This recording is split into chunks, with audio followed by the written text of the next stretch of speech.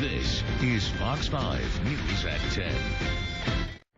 A pathology report shows former NFL player Junior Seau had a degenerative brain disease when he shot and killed himself last year. The National Institutes of Health up here in Bethesda studied Seau's brain at the request of his family.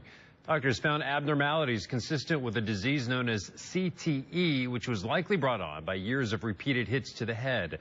CTE is believed to have caused depression, memory loss, and dementia in a number of former football players.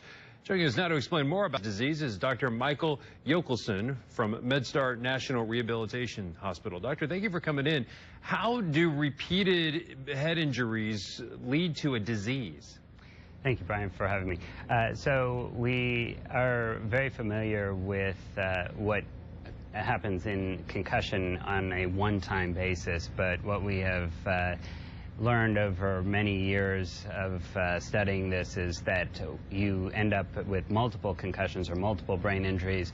You can develop chronic traumatic encephalopathy, or CTE, and it becomes a degenerative process that over time can look very much like Alzheimer's and have other symptoms besides just the cognitive problems or the dementia, and it can cause depression and other such symptoms. I guess it makes sense that these injuries came from playing football, but I wonder about other very violent sports like boxing, and you don't hear about, at least you haven't over the last, so I guess 10, 20, 30 years, boxers kind of suffering from this. Have you, or are we just out of the loop here? Well, we certainly used to. So Muhammad Ali, I think, is a perfect example, and we used to call it something else. We would call it dementia pugilistica, but it was really, in essence, it was the same pathologic process. It was this repetitive head injury. And one of the reasons that we don't see it in boxing the way we used to is because they've actually changed the rules and regulations of the game to prevent the repetitive head contact, as we are unfortunately continuing to see in football.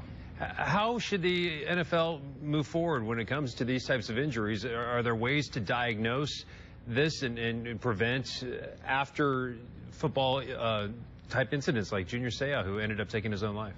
So certainly the best way to prevent it is to prevent the initial brain injury itself, so preventing head-to-head contact.